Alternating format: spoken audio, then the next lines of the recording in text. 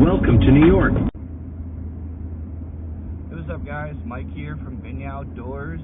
I am on the way to fish a brand new body of water, place I've never been to before. So we're gonna go over there and see if we can locate some bass. This is another edition of the challenge series, a little bit of a special one, to show you exactly how I break down a new body of water. But because it's me and I have to have some competition in my life, I'm going to also set a challenge that I need to catch 3 legal bass, so 3 at least 12-inch bass, in addition to breaking down this new body of water. Let's see if I can do it. Guys, on the water, on this beautiful pond, lake, I guess that's what I want to call it, a pond. The first thing that most people ask me is, how do you start fishing a brand new body of water that you don't know, that you have no idea where the fish are, what kind of baits they eat, things like that? One of the first things I do is I have a specific arsenal of baits that I use immediately. Now, you don't necessarily have to use this combination, but this is what I find produces the most results for me. I start out with some sort of soft plastic swim bait. My personal favorite is Keitech, but there's a lot of brands out there that you can use. The next thing I use, some sort of square bill crankbait, usually one that dives to about 5 feet or so. And I also start with a jig and a chatterbait. So the jig allows me to cover the nastier, more foliage covered areas, allows me to throw a bait in somewhere that I can get it back out if I find that. The chatterbait allows me to cover water. The swim bait allows me to be more finesse, more subtle. And the last bait that I typically use, depending on the body of water, will be either a wacky rig Senko or Yumdinger or whatever your worm of choice is, or a Texas rig worm, and sometimes a ribbon tail worm, but ultimately some sort of worm rigged up on a spinning rod. Those baits will allow you to kind of cover most of the categories and most of the depths and different types of conditions you're going to find as you look for fish. Now, the biggest mistakes that I personally make, that I think everybody should try to learn from my mistakes, is don't stay in an area for too long. Don't necessarily give up on an area too soon either, but ultimately kind of keep moving. Keep riding around, casting your baits, and picking apart every little location until you find fish. Then the key to this is remember what you used, what bait, what retrieve, what were you doing when you caught that fish. If you can remember those details, try to replicate it. If you catch another fish in that same area, that's 2. I kind of go with a rule of 3, but 2 technically could be a pattern.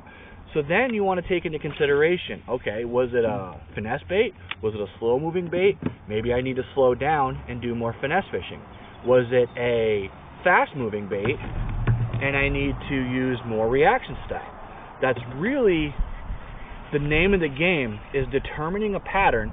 Once you find that pattern, repeat it in another area on the body of water, and if you catch fish, it's game time, and just keep repeating that pattern and looking for those kinds of areas, and you'll end up catching a bunch of fish and having a really good day on the water.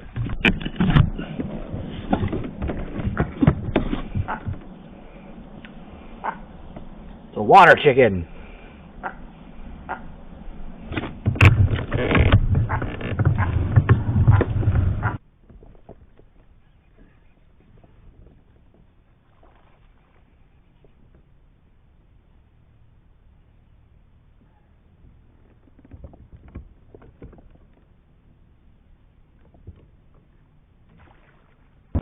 That is a legal bass, so that one counts.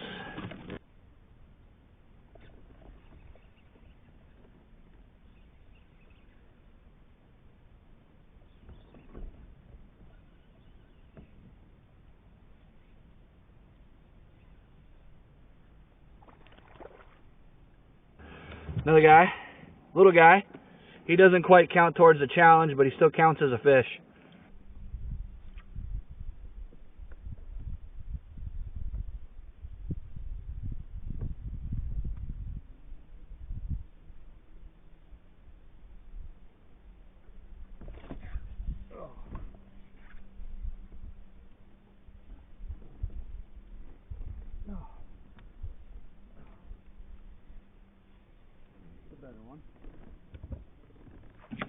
There you go, guys. Yet another bass, this time on a jig.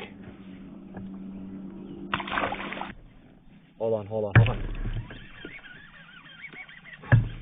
Got a fish on. Aha! The call the wife trick worked again. Listen, dude. I know there's water in there, man, but... You done? Okay. Little guy on the chatterbait. Oh, man. What is that? Is that a fish? Where's that fucking milfoil? Oh. What is that? This is a big pack of milfoil, maybe? I still think there's a fish on there.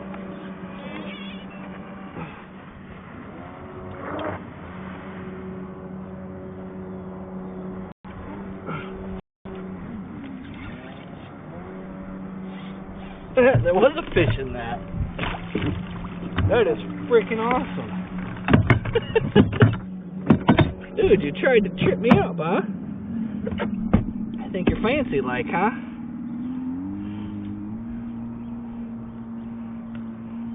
That was another one, guys.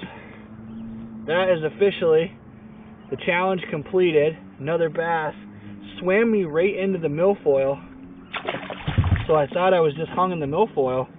Stuck with it, fought him through. Pulled him back in the boat. So that is a completed challenge. Well, guys, that is it. So what did I catch on today? Well, I caught on exactly what I started with. Green pumpkin, original chatterbait with a couple different colored trailers. Green pumpkin trailer and a gold trailer that I make myself. I caught on a yellow jig with a chigger craw of the same color. I caught on a June bug wacky rig worm. And I caught on Pro Blue Keitech Easy Shiner. Sound familiar? That's pretty much been my 2022 year. That is what I started with. That's what I finished with. And that's what we caught all the fish on. And that's kind of my point, is those baits allow you to cover different depths.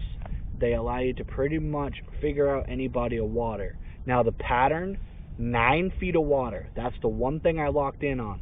When I was in 9 feet of water, I caught all of my reaction fish. I caught all my fish on moving baits, like my chatterbaits and my swim baits, in 9 feet of water, milfoil, and just cast and wind, and cast and wind, and just fan casting until I located fish. I didn't stop moving. I just kept paddling, kept going, and just moved on to the next spot until I hooked a fish.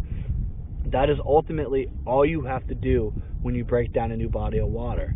Work fast but efficient, have baits to cover all the different depths, have some things to finesse when you get close to cover, have things to punch through like a jig when you get into the slop, and you will be able to locate more fish, be able to catch more fish, and really just have a good time on the water like I did today.